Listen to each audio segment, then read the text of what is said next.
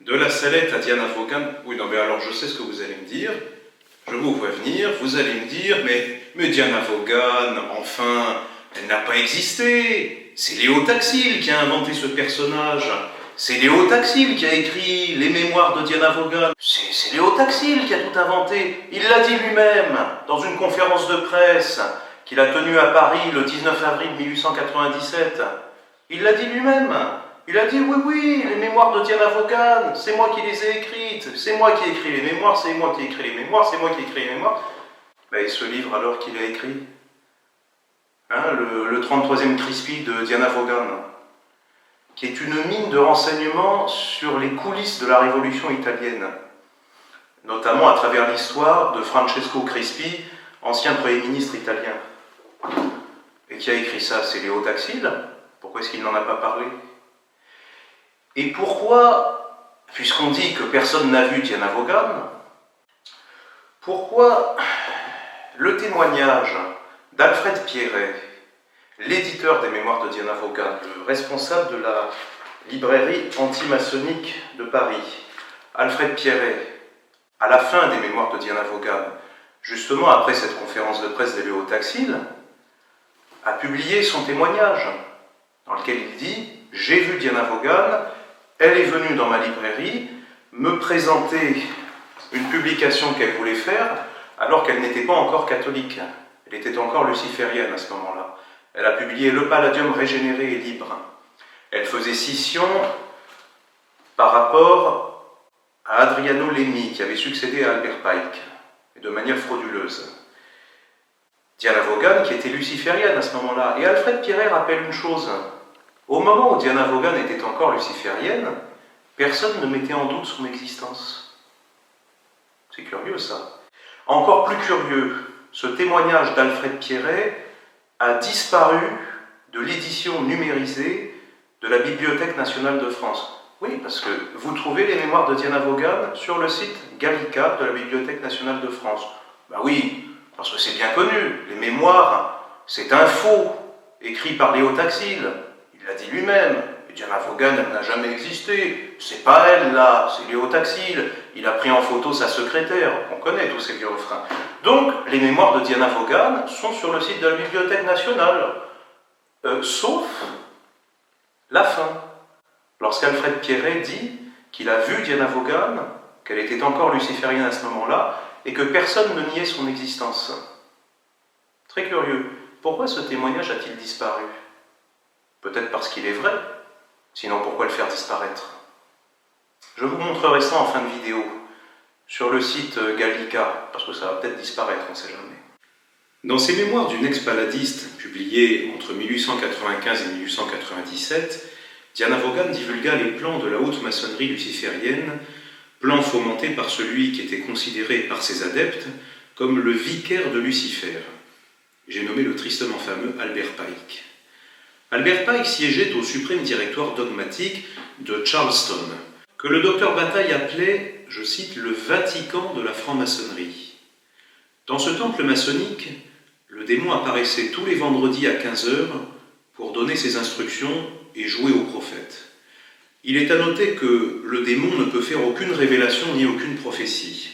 L'intelligence du démon est très supérieure.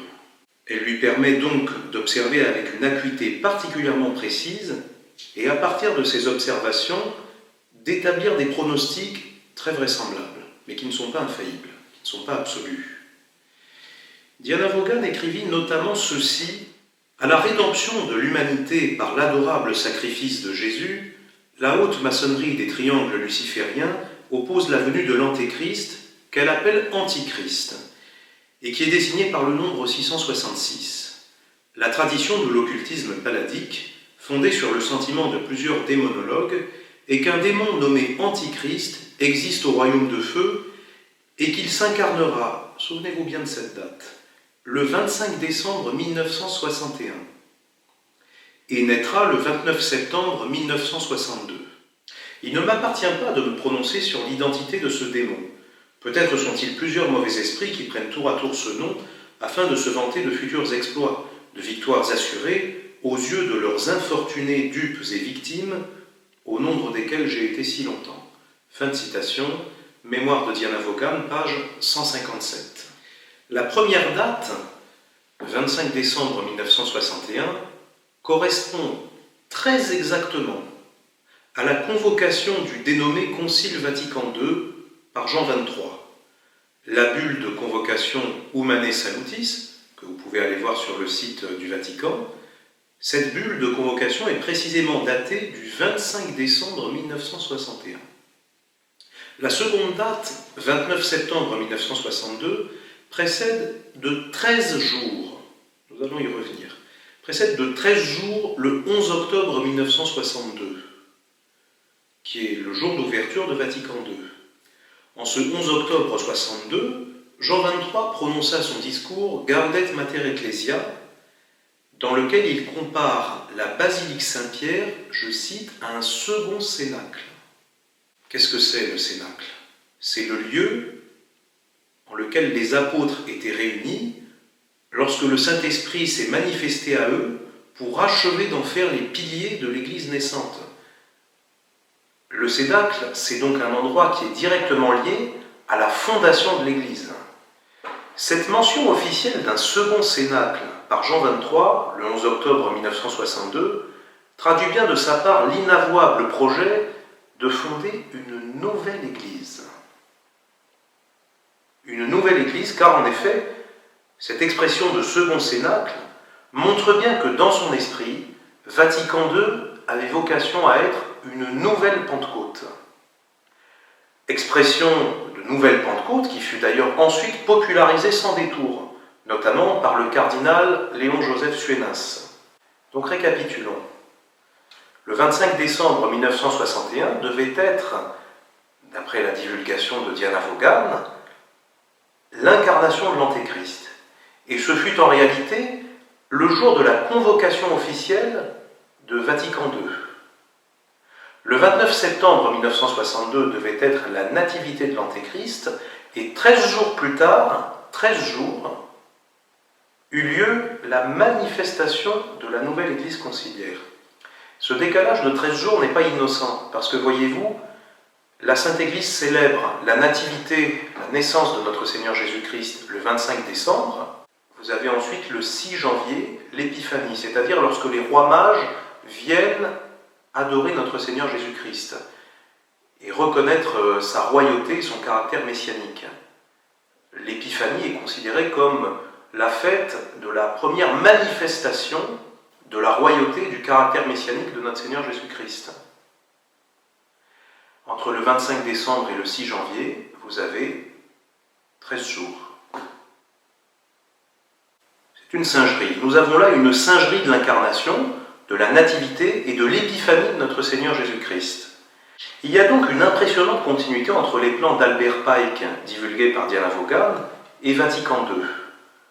Aussi n'est-il pas étonnant de voir les multiples indices et témoignages qui permettent en toute vraisemblance d'affirmer l'appartenance maçonnique de Jean XXIII. Et je rappelle une bonne partie de ces indices et de ces témoignages dans mon livre. Il y a tout un chapitre sur Jean XXIII. Et encore moins étonnant aussi de lire ce qu'écrivait le père Malachie Martin dans son livre « La maison battue par les vents ». À propos de l'intronisation de Lucifer opérée au Vatican le 29 juin 1963, en la fête des saints apôtres Pierre et Paul. Malachie Martin tenait cette information de première main. Il la tenait directement d'une jeune femme dont l'innocence a été sacrifiée lors de ce rituel satanique, lors de cette intronisation. C'est donc un témoignage de première main. Et cette jeune femme a assuré que cette intronisation satanique était effectuée en parallèle et par communication téléphonique avec Charleston, c'est-à-dire le Vatican de la franc-maçonnerie, selon l'expression du docteur Bataille. Charleston où siégeait Albert Pike, antipape de Charleston et vicaire de Lucifer. Le lien entre le plan de Pike, divulgué par Diana Vaughan, et Vatican II est donc tout tracé. Aussitôt peut se poser la question, cette contre-église, fondée par l'initié Jean XXIII lors de la nouvelle Pentecôte Vatican II, est-ce que ce ne serait pas l'Antéchrist par hasard? À mon avis, non. J'ai tâché d'expliquer dans mon livre pourquoi, à mon avis, la secte conciliaire, ou l'église conciliaire, n'est pas à proprement parler l'antéchrist. Je me suis appuyé sur toute une somme de révélations privées, notamment celles confiées respectivement à Sainte Marguerite Marie par notre Seigneur Jésus-Christ à Paray-le-Monial en 1689, puis à Mélanie Calvat le 19 septembre 1846 par Notre-Dame de la Salette, ainsi qu'aux 3 enfants de Fatima par Notre-Dame du Rosaire en 1917.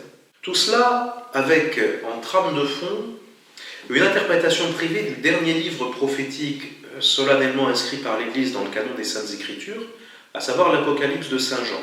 Cette interprétation privée est celle d'un saint prêtre allemand qui fut toute sa vie gratifié de visions prophétiques, le vénérable Barthélemy Holzhauser. Ce grand fondateur d'ordre et réformateur du clergé, dont la Sainte Église a reconnu l'héroïcité des vertus en le déclarant vénérable, nous a laissé une monumentale interprétation de l'Apocalypse, dans laquelle il esquisse une très convaincante et très vraisemblable histoire de l'Église, passée et future, divisée en 7 périodes.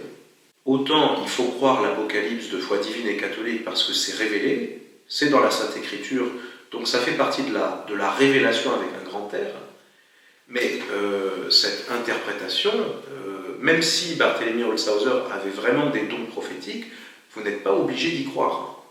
Et il y a même des choses qui sont fausses dedans.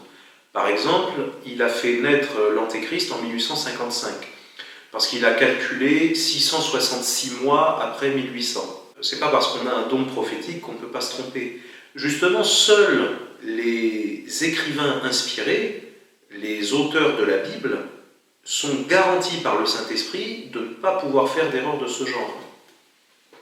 Donc Barthélemy Holzhauser a eu une intuition prophétique par rapport à ça, par rapport à la naissance de l'Antéchrist. Il a cru que c'était inspiré, alors qu'en fait c'était juste une spéculation personnelle. Vous voyez, c'est un exemple. Vous n'êtes pas obligé de prendre ça au pied de la lettre. Alors, selon l'interprétation de Barthélemy Holzhauser, nous sommes au 5e âge de l'Église. Âge de tribulation marqué par le schisme et les hérésies de Luther, et qui doit se terminer par l'avènement du Saint-Pape et du Grand Monarque. Ce double avènement doit inaugurer le 6e âge, celui du refleurissement de la chrétienté.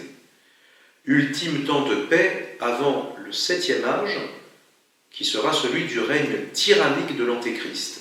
L'Antéchrist qui sera roi de Jérusalem, reconnu comme Messie par les Juifs. Le vénérable Barthélemy Holzhauser nous explique que si le 5e âge n'était pas abrégé par l'infiniment miséricordieuse providence divine, il aboutirait logiquement au règne sanglant de l'Antéchrist, faisant comprendre que le 5e âge que nous vivons est une préfiguration du 7e. Saint Jean veut nous faire comprendre que l'hérésie de Luther, qui résume toutes les précédentes, doit être considérée aussi comme le commencement ou le principe préparatoire qui disposera peu à peu les hommes à la doctrine de l'Antéchrist. Luther prépara en effet les voies à l'Antéchrist, surtout en abolissant le saint-sacrifice de la messe, et le célibat ecclésiastique. Mais Dieu, qui doit toujours triompher et qui sait tirer le bien du mal pour la conservation de son Église, lui accordera la consolation du 6e âge. Revenons un instant à cette question de savoir si la secte conciliaire est l'Antéchrist. Si l'on en croit le secret que Notre-Dame de la Salette confia le 19 septembre 1846 à Mélanie Calvat, l'Antéchrist sera une personne individuelle, clairement identifiée, née de l'union sacrilège entre un évêque et une fausse religieuse hébraïque. La Très Sainte Vierge nous décrit l'Antéchrist aussi comme étant capable d'opérer de grands prodiges sur la terre et dans les airs avec l'assistance des démons de l'enfer. Étant la dépositaire et la gardienne d'une seule et unique révélation, celle faite aux apôtres le jour de la Pentecôte, la Sainte Église ne peut se prononcer pour dire si les paroles du secret de la Salette sont bien celles prononcées par la Sainte Vierge. Pas plus qu'elle ne peut obliger les fidèles à croire ce message. Une fois que l'Église a mené son enquête par rapport à ces révélations privées, les fidèles peuvent y croire, mais simplement d'une foi humaine et naturelle. Aussi est-ce pour cela que si les papes Pie IX et Léon XIII ont approuvé ce message secret, ce secret de la Salette, ils ne l'ont fait que de manière privée, à titre privé. Par exemple, le pape Pie IX a béni 5 livres de Claude-Régis Girard, publiés entre 1871 et 1874, le premier et le dernier livre de cette série comportant la quasi-totalité du secret de la Salette, conformément à un brouillon que Mélanie Calvat, la voyante de la Salette, avait écrit en 1860. Aussi, par l'intermédiaire du cardinal Ledokowski, le pape Léon XIII, qui avait reçu Mélanie au Vatican en décembre 1878 et qui possédait une copie complète du secret de la Salette, le pape Léon XIII fit demander à maître Amédée Nicolas, donc par le cardinal Ledokowski, d'écrire un commentaire du secret de la Salette, que maître Amédée Nicolas a effectivement publié en 1880 et intitulé « Défense et explication du secret de la Salette ». Livre n'ayant fait l'objet d'aucune condamnation. Jamais. On nous raconte pourtant que le pape Léon XIII aurait condamné le secret de la Salette dès 1880, c'est-à-dire en l'année même où sortait le livre d'Amédée Nicolas, écrit à la demande du pape Léon XIII. Par conséquent, c'est de l'enfumage. Et je referai une vidéo pour l'expliquer d'autant mieux. Le secret de la Salette n'a jamais été condamné par l'Église, et j'écris toute une annexe pour le démontrer. Vous pouvez d'ailleurs la télécharger sur le site des éditions Saint-Rémy, c'est l'une des 2 annexes que j'ai réécrites dernièrement. Les fidèles peuvent donc tout à fait croire au secret de la Salette, ils peuvent raisonnablement croire que la Sainte Vierge a confié ce message à une messagère de choix, Mélanie Calvat, qui fut préparée à sa mission dans son enfance par l'enfant Jésus, de la même façon que Sainte Jeanne d'Arc avait été préparée à sa mission par l'archange Saint-Michel.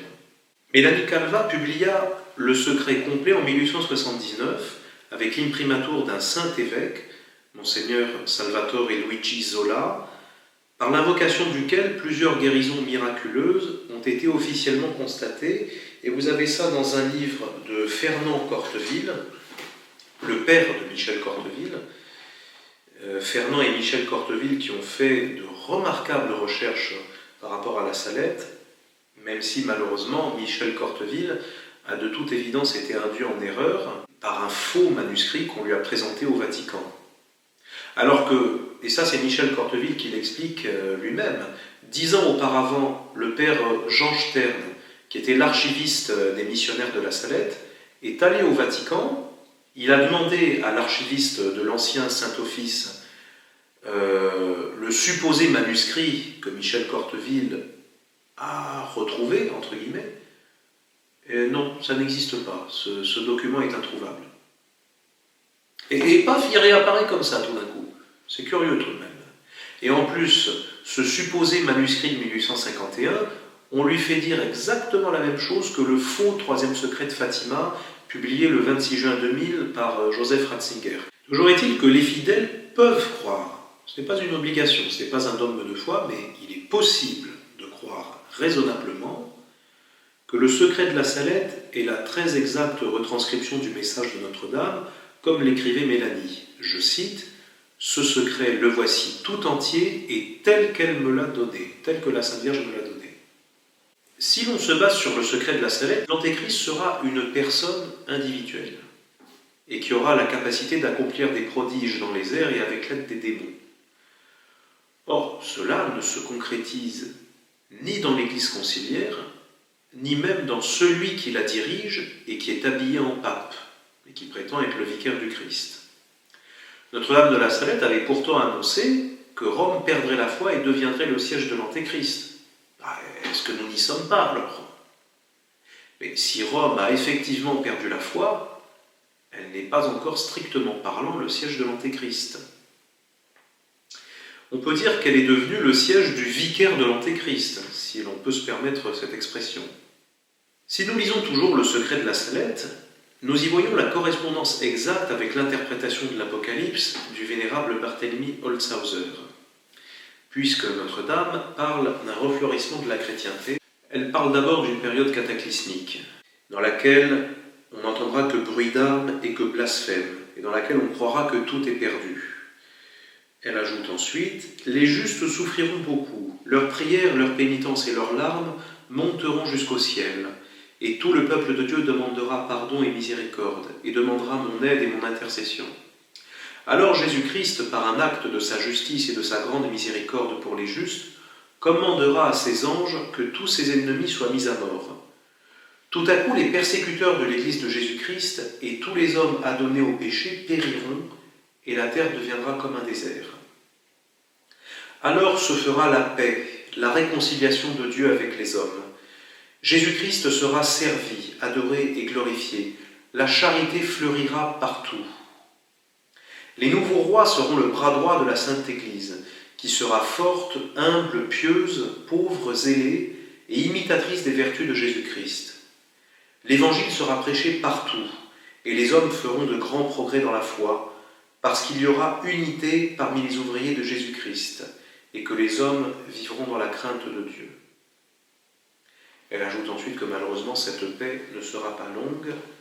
Il y aura donc un refleurissement de la chrétienté. Après quoi, seulement viendra l'Antéchrist en personne. De même qu'à Paray-le-Monial, notre Seigneur Jésus-Christ est apparu à Sainte Marguerite Marie et a demandé que le roi de France consacre son royaume au Sacré-Cœur, ce qui n'a pas été fait, malheureusement.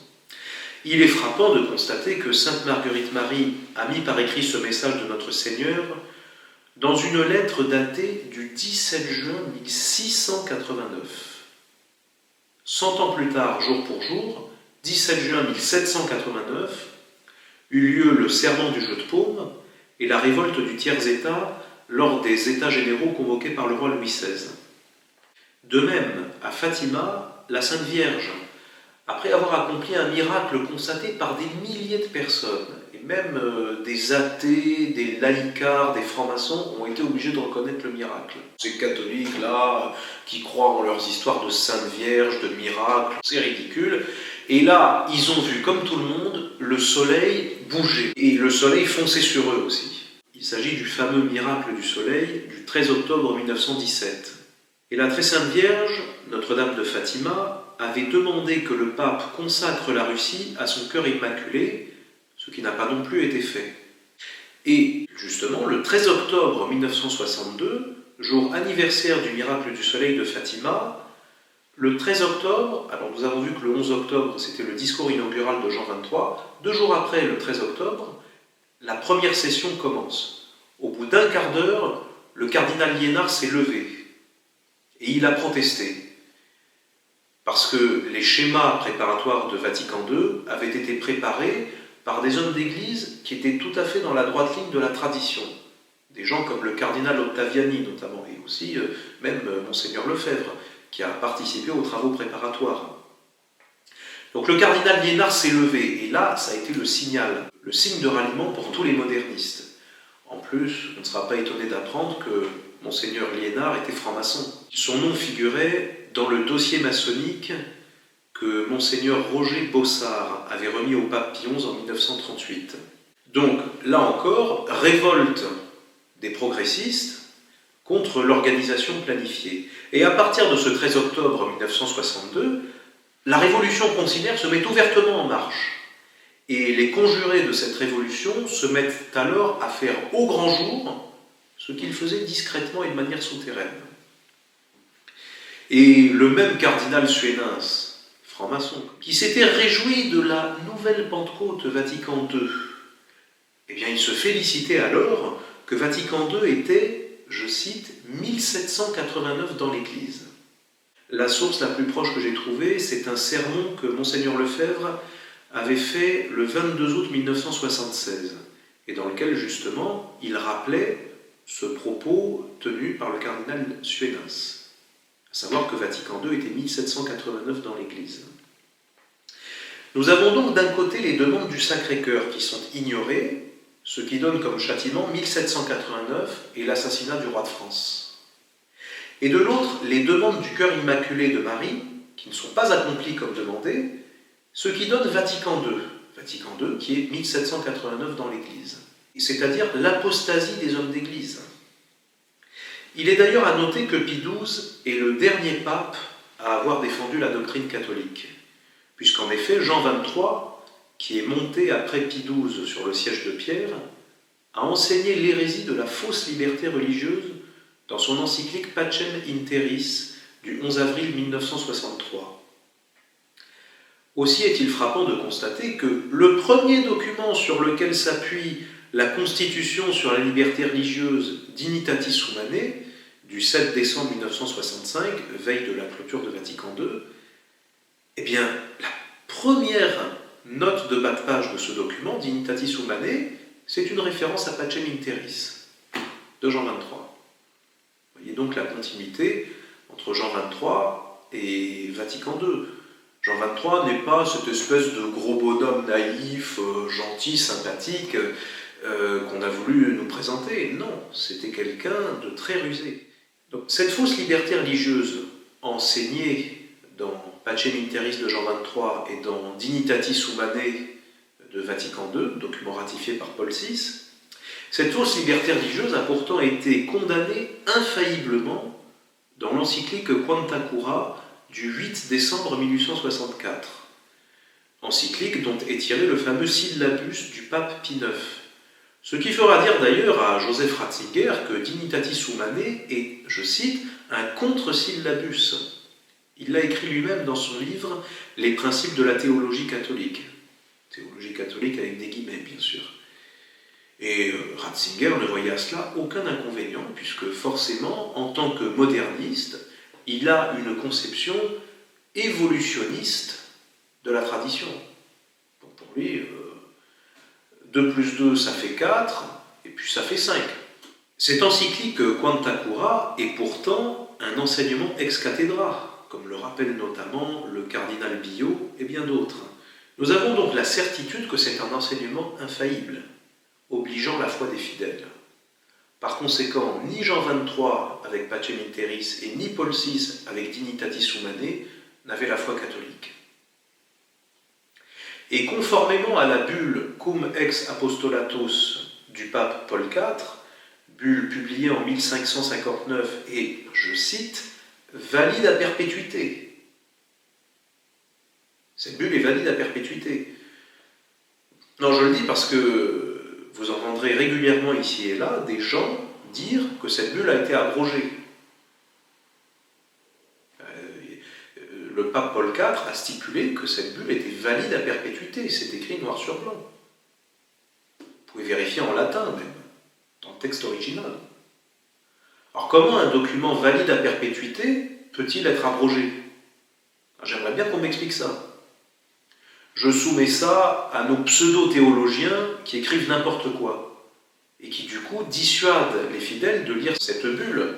Ah bah oui, elle a été abrogée. Alors ça ne sert à rien de la lire alors. Ah bah oui, mais lisez-la et vous verrez qu'elle est valide à perpétuité et qu'elle stipule clairement qu'un pape ne peut pas enseigner publiquement l'hérésie. Il ne peut pas poser sa signature sur un document conciliaire qui enseigne une hérésie. C'est impossible. Et ça va même loin. Si jamais il s'avère que, avant ou après son élection, nous avons affaire à un hérétique et qu'il enseigne une hérésie, eh bien son élection est nulle. Et sans aucune forme de procédure. Elle est nulle de fait. Et tous les actes de ces prétendus papes doivent être considérés comme nuls.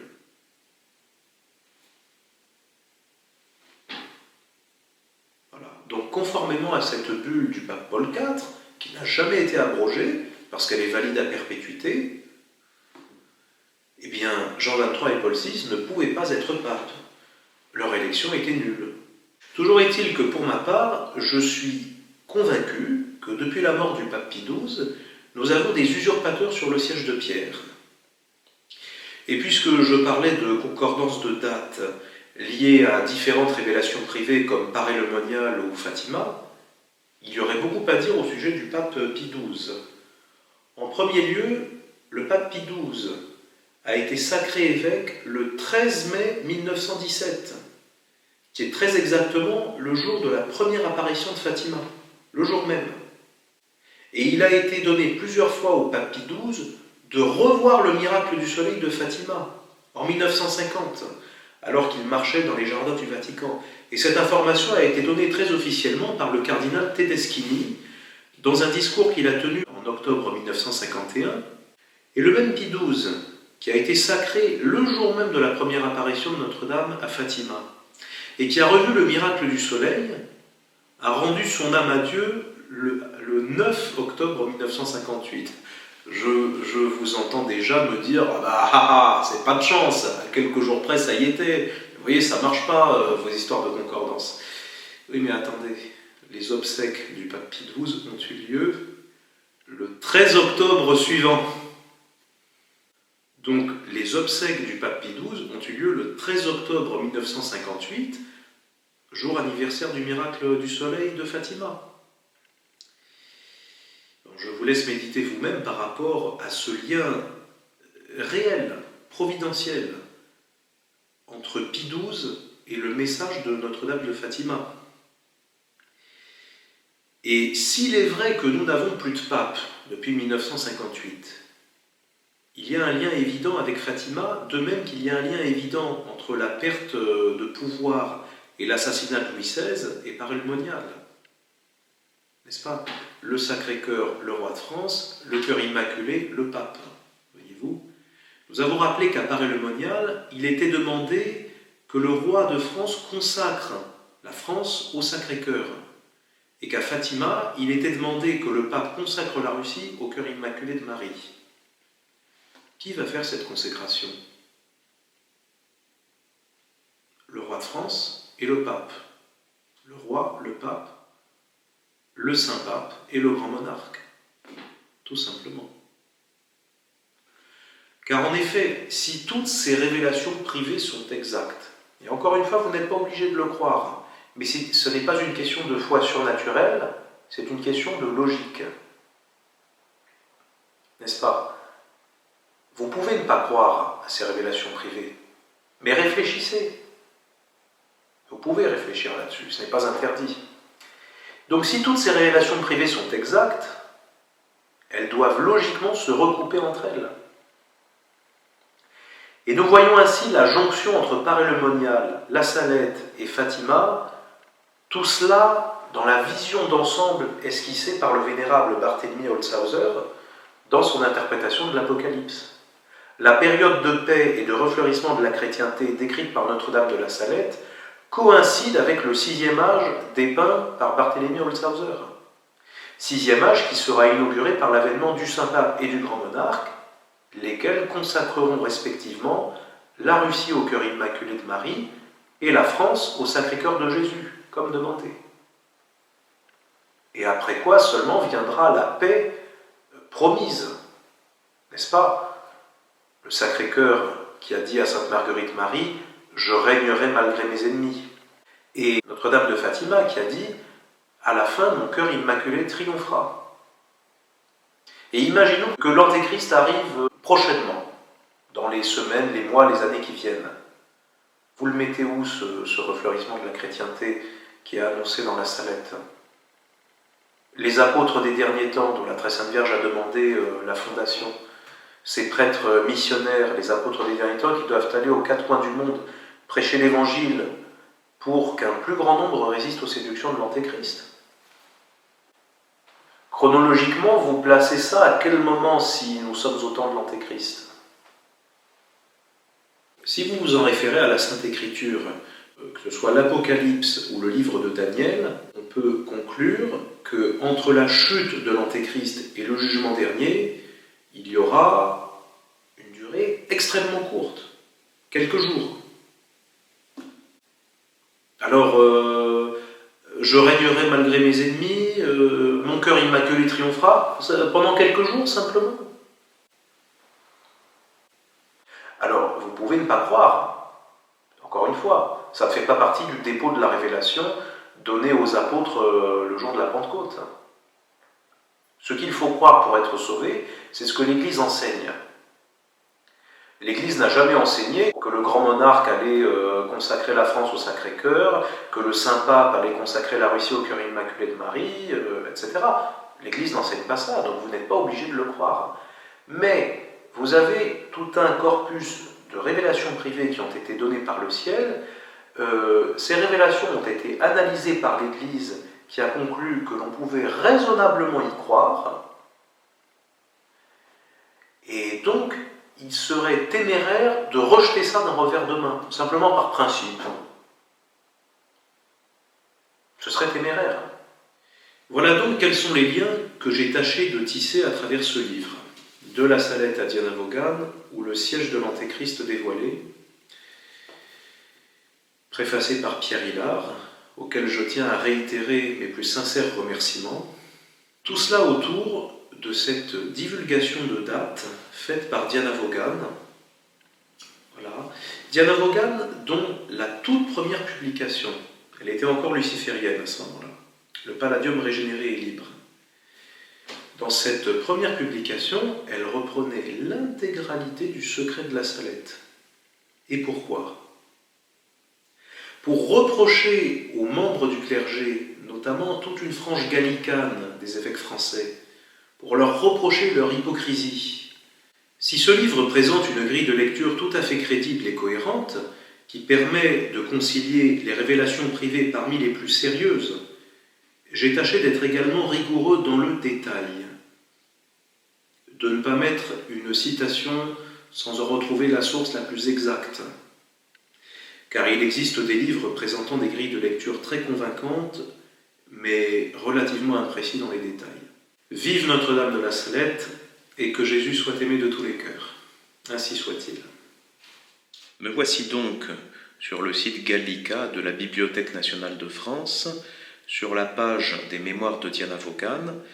Alors, comme ils ont supprimé le témoignage d'Alfred Pierret, ce qu'ils ont fait, c'est qu'ils ont répété en boucle les pages de publicité, puisque c'était un périodique mensuel, et donc il y avait des publicités pour annoncer des conférences, ainsi que les publications de la librairie antimaçonnique d'Alfred Pierret.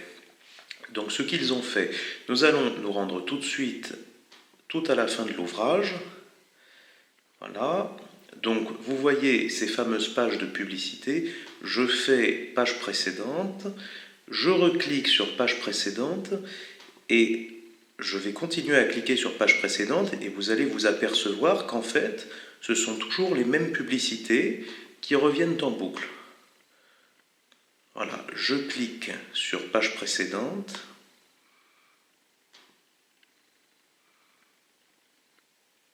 Le chargement est un peu long, mais je ne fais que cliquer sur page précédente. Voilà, ça on l'a déjà vu. Ça aussi, mais c'est-à-dire que c'est grossièrement fait, comme vous le voyez.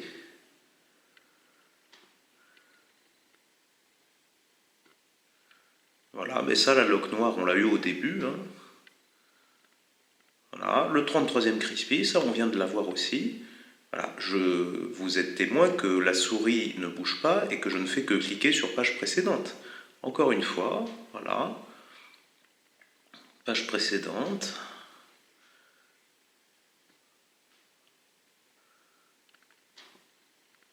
Voilà. Et vous pouvez vérifier vous-même. Voilà. Mais tout ça, on l'a déjà eu. Donc ce sont les mêmes publicités répétées en boucle.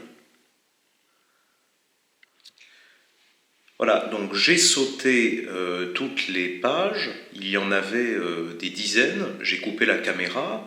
Et j'arrive finalement, je fais page précédente, encore une publicité, et j'arrive à la page 704, intitulée « La manœuvre de la dernière heure ». Donc, le PDF de Gallica s'arrête à la page 704, et ensuite, vous avez des dizaines de pages de publicité qui sont répétées en boucle. Donc voilà, manœuvre de la dernière heure, page 704, la voici. Et ensuite, explication de l'éditeur. Voilà, avec le témoignage d'Alfred Pierret, qui a donc disparu. Je refais page suivante, vous voyez, et je tombe sur une publicité. Et vous voyez, les mêmes publicités répétées en boucle. Voilà. Autant vous dire qu'ils se sont même pas foulés, et ils auraient pu au moins ne rien mettre, comme ça n'aurait même pas éveillé de soupçons. Et vous voyez la grossièreté de la manœuvre.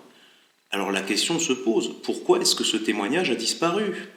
Si Diana Vaughan est une invention de Léo Taxil, que tout ça c'est une fumisterie, pourquoi se donner la peine de supprimer un témoignage comme ça et de rajouter des pages de publicité, de faire des copier-coller? Vous voyez que c'est grossièrement fait, on voit qu'il y a quelque chose qui ne va pas.